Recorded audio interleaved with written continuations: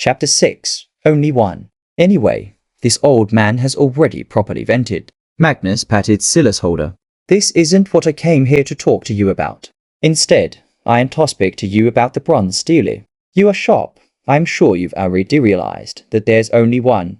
Sylas finished. Magnus' smile widened, his teary eyes flashing with pride. He loved his family dearly, and this grandson of his never failed to impress him. Indeed, there is only one. There will only be one city lord, and the choice will only come from those three. Even if I hadn't made that mistake all those years ago, it would be your father, and not you.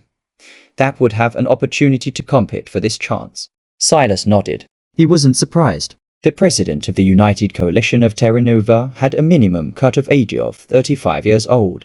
According to the science, Sylas' brain had only recently stopped growing, and he didn't have nearly enough life experience yet.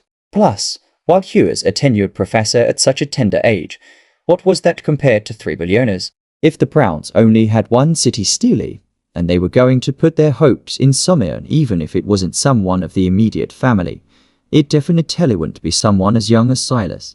Magnus chuckled. He knew that his grandson had a great deal of self-pride.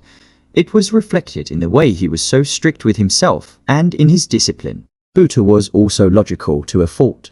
He wouldn't be mad about something like this though Magnus knew Sylas only had one thought in his mind right now. I'm definitely the best choice.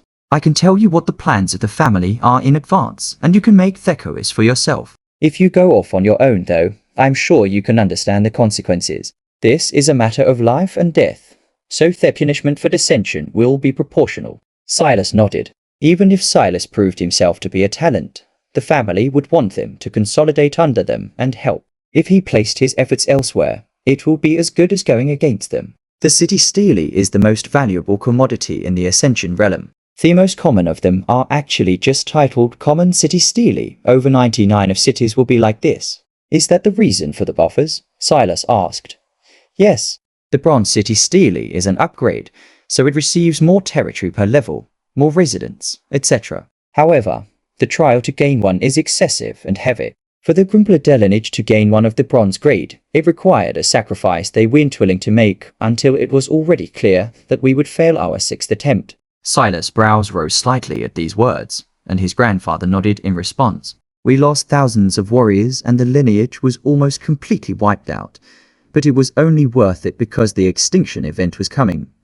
Anyway, it was either we took the risk, or we would be buried. From these words, and for this level of sacrifice, it was obvious that the Browns, or the Grimblades rather, could never give this city Stele to a relative outsider like Sylas. They had given up too much. Soon, the summoned Ascension will begin, and this will be a period the family uses to evaluate which of the three will be most suited to becoming city lord. This period is also important because the location of your city is as important as anything else. The world changes? Sylas asked. Magnus laughed once again. His grandson had hit the nail on the head. Yes. The Ascension realm is randomized every time.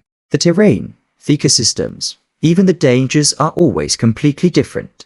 Even if there weren't, it would be very difficult for a comprehensive map to exist in the first place. Then what do you want me to do? Sylas asked. Magnus smiled bitterly. No, Sylas. This isn't something I'm strapping you with. I can just feel that this would be a choice you'd want to make, and I'm giving you my blessing to do so, if and only if you want to. Your father is a good man. I don't know how much credit I can take for that, but he isn't ambitious. He would be content to follow the plans of the family. Your mother is a good woman, and she will always support him well.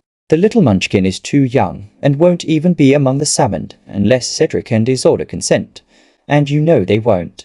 It's not that father isn't ambitious, Sylas said lightly. It's rather that he has no reason to be. He is easily content, and that's a good trait to have. Magnus agreed. But in this world, there really was no difference. If Cedric needed a trigger to become ambitious, by that point, it would already be too late. Either way, what I'm trying to say, Sylas, is that I am too old, and your parents don't have the necessary character. Although age will become far less of a factor very soon, by that point, much of the outcome will be decided, and it will no longer be my turn to decide things. You need to take this upcoming buffer period to figure out what you want Todo. Sylas listened intently, and he and his grandfather spoke deep into the night.